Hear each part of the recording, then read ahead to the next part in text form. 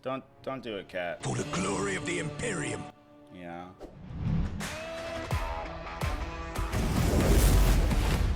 What's up, folks? Welcome back to TacticalTortoise. My name is Trevi, and we're continuing coverage of the 10th edition faction preview articles today with Astra Militarum.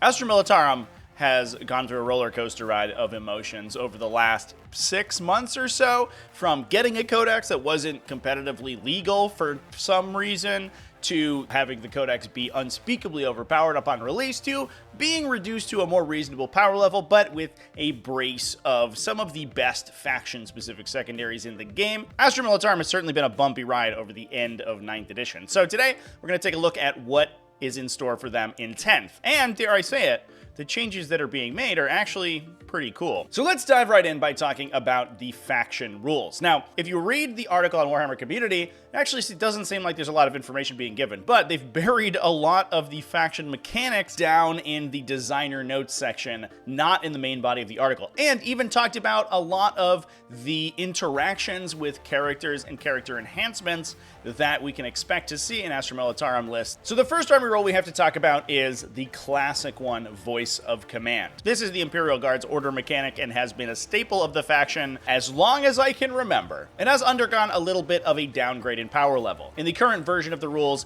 you can order a squad and have every squad within 6 inches be affected by that order, essentially pulsing out the effect.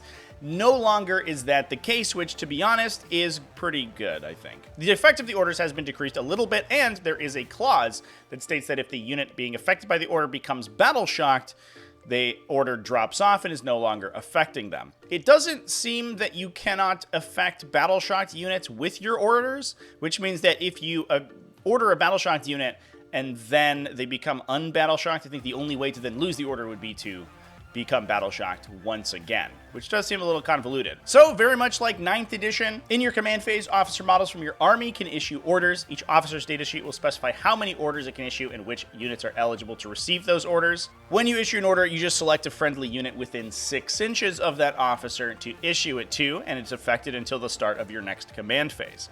I guess this does leave a little bit of leeway to be able to order vehicles if you are a tank commander or something similar, but I also imagine that there are going to be kind of inter-sub-faction restrictions where you have Tempestus commanders ordering Tempestus units and similar distinctions. The orders as they are currently being spoiled are Move, Move, Move, which adds 3 inches to the move characteristic of the unit, Fixed Bayonets, which gives you +1 weapon scale in melee, Take Aim, which is +1 ballistic scale with your ranged weapons, First rank fire, second rank fire, which improves the attacks characteristic of your rapid fire weapons. Take cover, which gives you +1 save up to a 3+, and duty and honor, which increases your leadership and objective control. These are basically reflections of the orders that we have in the current codex, although it doesn't look like there's quite as many of them, and one thing we're missing is the ability to fall back and operate normally, which orders have typically been able to do in the past. These are also lesser effects of the previous versions of orders, but given the fact that your officers are now attaching into units, they are going to be closer to the front, and you're almost always going to have at least one unit in range because they're going to be able to order the unit that they are attached into. Now, with that in mind, we can talk about the detachment rule for the Combined Regiment, which is the first detachment available to Astra Militarum in 10th edition. This is the return of Bourne soldiers, but again with a little bit of depowerment. Now, it gives you lethal hits on ranged attacks, so automatic wounds on hit rolls of 6, or at least critical hit rolls, but it only affects you if your unit remains stationary. So, Astra Militarum are going to be very much incentivized to move into a position, try to take defensive positions, and stand and shoot. However, this can also be affected by some enhancements. One of the enhancements that has been discussed in the designer notes section is the Drill Commander upgrade, which moves your critical hits to 5s instead of 6 to units that didn't move in the movement phase. So basically, this gives you the expert marksman effect that we saw previously superpowering the Kazarkin combo.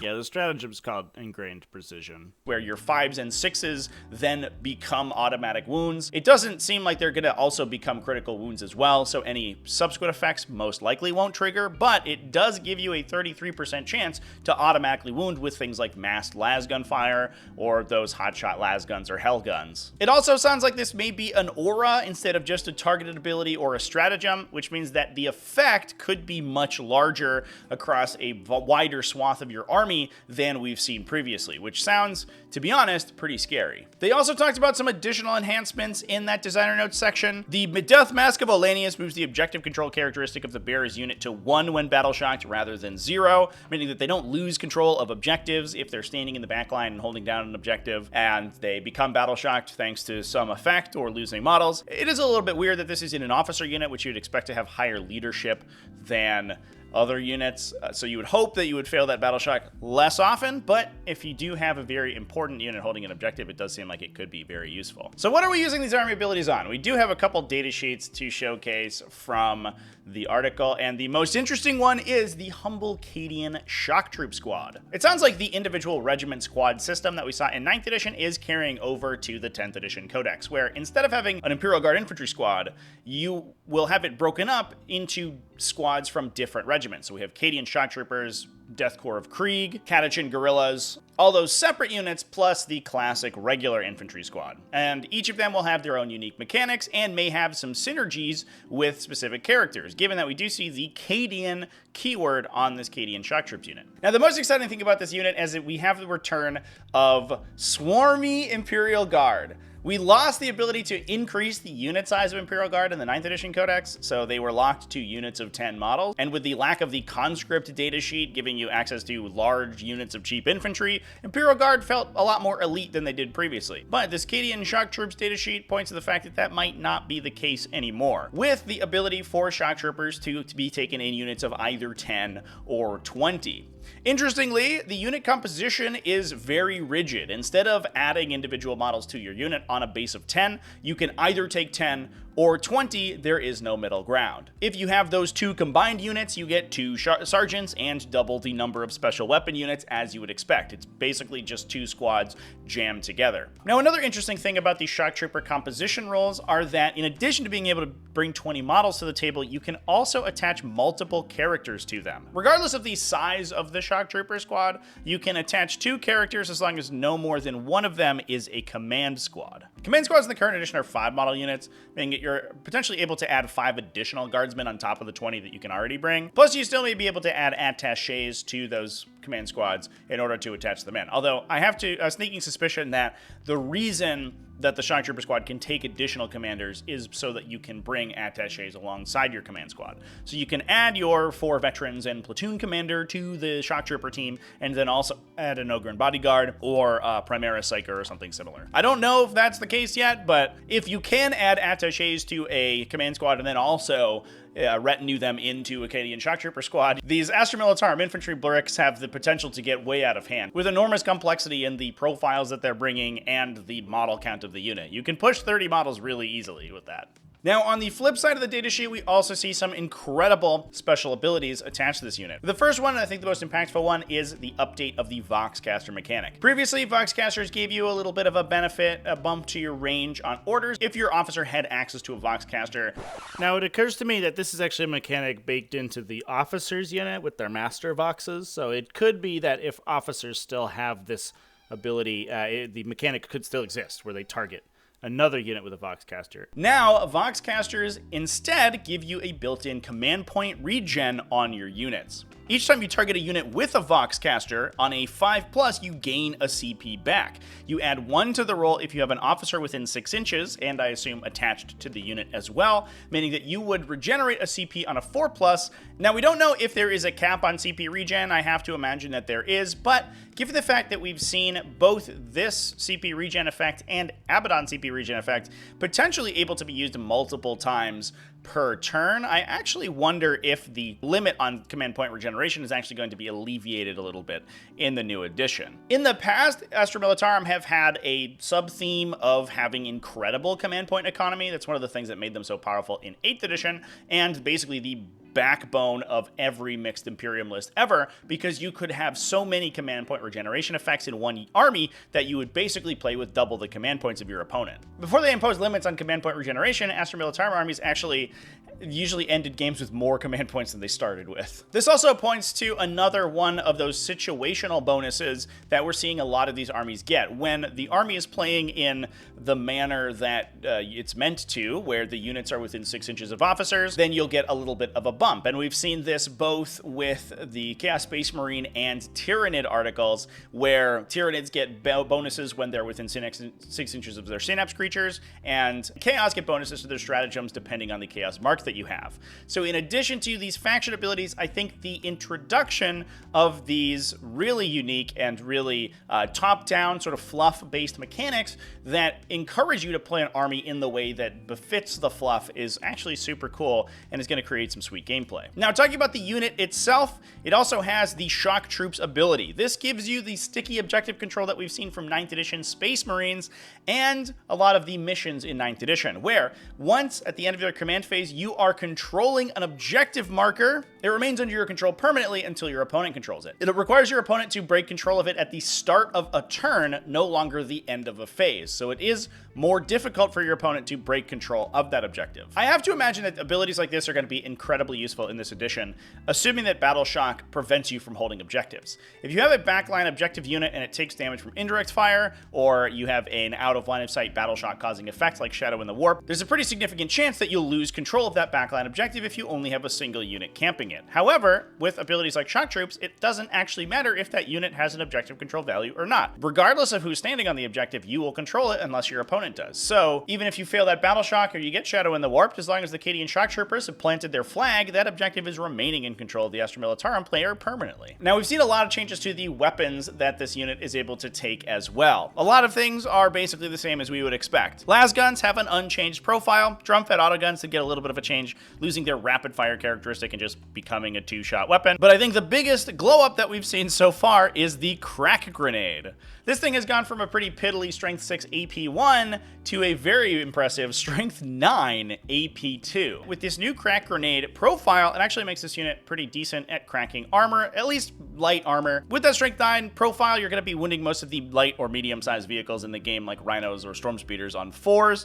AP2 is going to punch through the majority of their save, and you're going to inflict D3 damage. Well, honestly, this profile is pretty impressive for the Cadian Shock Troopers themselves. I'm a little bit worried about factions that have mass Crack Grenade access, where if you have something like Genestealer Cult, which may retain their access to the crossfire mechanic and can take 4 grenade launchers in every single unit, these things are going to be absolutely lethal. And with that new Strength 9, wounding vehicles on 4s is great, but they're also going to be wounding T4 enemies like even Space Marines on 2s, meaning that intercessors are not safe from the predations of the Crack Grenade. This is a very good profile at killing those medium rate infantry. Otherwise, there's not too much to talk about here. We see expected profiles for the Melt-A-Gun and Plasma Gun. A little bit sad that the Plasma Gun has remained at Strength 8, hasn't gotten a bump in strength commensurate with the vehicles that it's going to be shooting at, but it still is equally as good at killing intercessors and stuff as it was previously, which is mostly, I think, what it was intended for. Attached to this data sheet is also the confirmation that we'll get Catachan Jungle Fighters and Death Corps of Krieg also in the new index, and those units will be able to take up to 20 models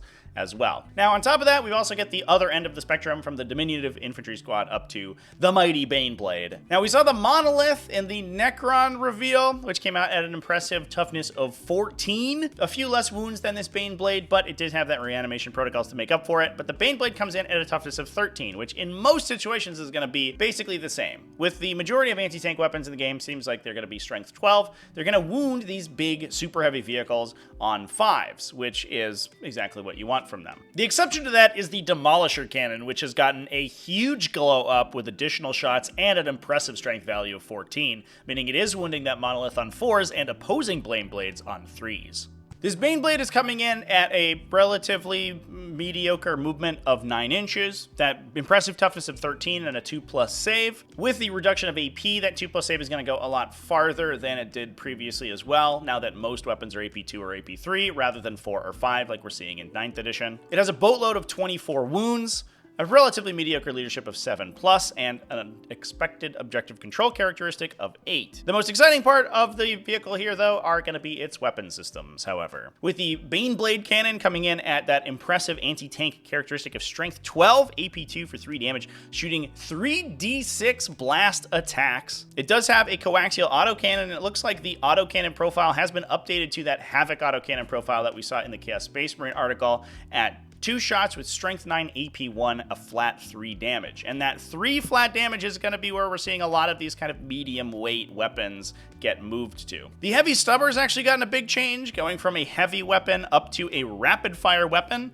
3 base shots with a rapid fire 3, so firing 6 shots at an 18-inch range. A mass heavy stubber is actually going to be a little bit dangerous, but they still come in at that kind of piddly strength 4 AP0 profile. And we see that the twin heavy bolter is the same that is on the Space Marine vehicles, coming in with the sustained hits mechanic, giving it additional hits on critical hit rolls, so that is hit rolls of 6. But remember, if you are in the Combined Regiment detachment and you stand still, you could be affecting that on 5s, assuming that the Baneblade gets affected by the Drill Commander enhancement, which, according to the article, it sounds like it does. Heavy Flamers looks like have the same profile that we expected previously, but now with that ignore cover mechanic that Flamers have, shooting 12 inches for d6 shots, strength 5 AP1. However, the Twin Heavy Flamer has the Twin Linked effect. This gives it full wound rerolls, which is amazing. That's really good for a weapon that already automatically hits. The chassis itself has the Deadly Demise D6+2 effect, so if it blows up, it's gonna be a pretty big detonation,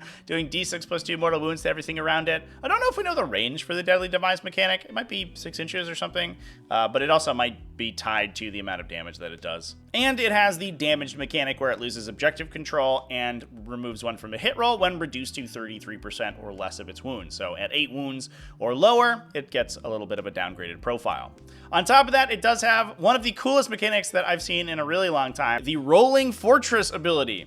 When a range attack is allocated to an Astra Militarum model from your army, if that model is not fully visible to every model in the attacking unit because of the Baneblade, it has the benefit of cover. This means that you're incentivized to put the Baneblade front and center in the front of your army, use its enormous bulk, T13, 24 wounds with a 2+ save. It does have the smoke keywords, you'll probably be able to smoke screen it, and if your opponent doesn't deal with it, it's going to be protecting everything behind it. Interestingly, there are no unit type keywords associated with that Rolling Fortress ability, so it looks like the Baneblade will be able to protect, for example, other super heavies or even battle tanks like Rogaldords or Lehman Russ. So having these powerful super heavies in the front of your army leading the charge is going to make you significantly harder to kill, which is, I mean, honestly, it's super cool. So with that, let's move on to some of the units that might be protected by this Rolling Fortress keyword by talking about some other weapon systems that have been spoiled. The first one is the Lehman Russ Battle Cannon, which has honestly gotten a little bit of a side grade, I guess. It has been improved to 3 damage, just like the auto cannon before it. However, it is reduced to AP1 and strength 10. Now, strength 10 does sound good, and it is good against mid-rate infantry, especially things like Terminators like we talked about before. However, compared to other vehicles, it is actually a little bit of a downgrade, given that most vehicles, at least heavily armored vehicles, are going to be up to toughness 11 or 12, so that strength 10 is wounding them on 5s rather than its previous 3s or 4s. It is going to be able to punch holes into light vehicles, however, that are toughness 9, so that is mostly going to be where you're seeing the battle cannon targeted. It retains its D6+3 blast attacks like it did previously. However, I think overall the effect of the weapon is going to be a little bit reduced. We also see the volcano cannon from the Shadow Sword comes with the heavy characteristic, meaning that every time it remains stationary, which is going to be a lot given the fact that this thing shoots farther than like the 2 boards stuck together, and you're already incentivized to stand still, plus the fact that I think these Baneblades are going to be pretty difficult to kill, especially if you have another Baneblade. If you're protecting the volcano cannon with another Baneblade and they are granting cover, it's going to be tough to shoot the Shadow Sword to get rid of it.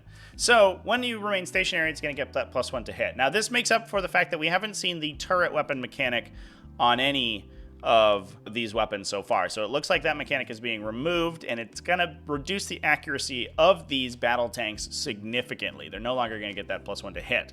The Volcano Cannon itself has seen, I think, on the whole, a pretty significant downgrade. It's gone from D3+3 shots down to D3+1. Strength 24 is impressive, but when you remember that the Shadow Sword previously was strength 18, which was much stronger in the comparison to the toughness values of 9th edition. It's going to be winning a lot less targets on 2s rather than 3s. However, it retains its AP 5 for 12 damage. Now, on the whole, I think generally speaking, unless you roll like garbage, whatever the Shadow Sword is going to shoot at is probably going to vaporize.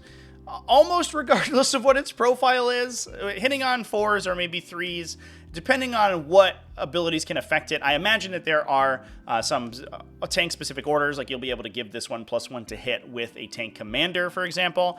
Then you can make it a lot more reliable, and you're going to wound most vehicles in the game on 2s and probably one-shot them. So honestly, like, I think the damage value of the Volcano Cannon is kind of irrelevant. But it is weird that they keep reviewing weapons that have been reduced in effectiveness against enemy tanks.